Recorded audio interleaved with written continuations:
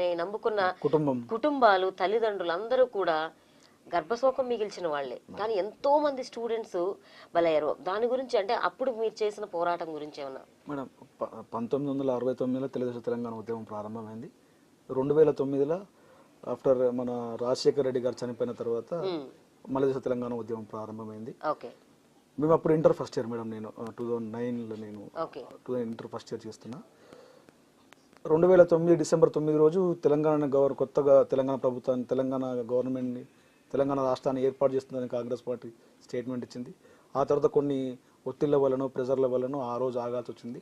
తర్వాత 2014లో ఆ సోనియమ్మ గారి దీవెనతోటి తెలంగాణ తెచ్చుకోవడం జరిగింది. అంటే మీ అందరి పోరాటాలు కాదా అండి ఆవిడ?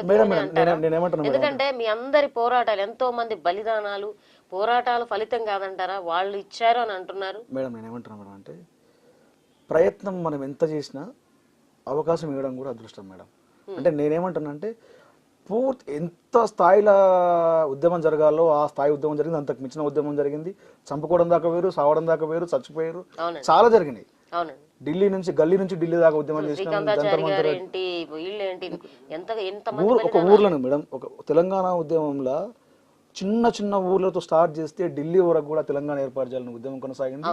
దీంట్లో ఎవరికి ఇప్పుడు ఒక పొలిటికల్ మీటింగ్ అయితే కొంతమంది జనాలను గ్యాదర్ చేయాలంటే డబ్బులు ఇవ్వాలి.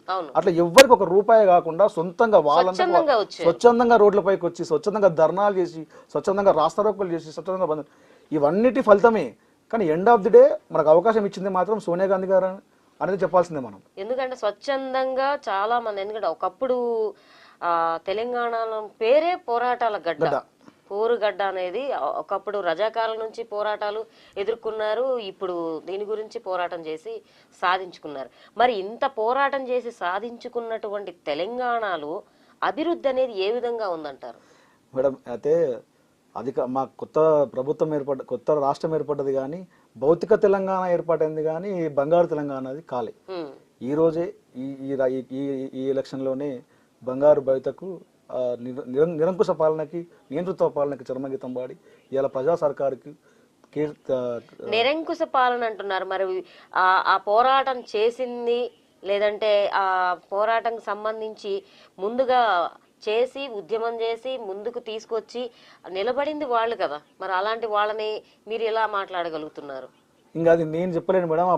మన ప్రజాభవన్ కాడిపోతే ముందులో ఉన్న గేట్లు చెప్తాయి. ఆ లోపలికి కేసీఆర్ ఒక్కసారి సెక్రటరీ. ఆయన అంత నిరంకుశ పాలన అని అనుకుంటే ప్రజలందరూ ఆయనకి ఎందుకు అప్పుడు అంతగా సపోర్ట్ చేసి ఉంటారు ఈ ఉద్యమం కోసం? కొత్త కూర పచ్చడి మేడం, ఏదైనా కొత్త కూర పచ్చడి, కొత్త కూర ఏదైనా బాగుంటది, పక్కింటి కూర బాగా ఎక్కువ ఫేమస్ అన్నట్టు. మరొక కాలర్ కూడా లైన్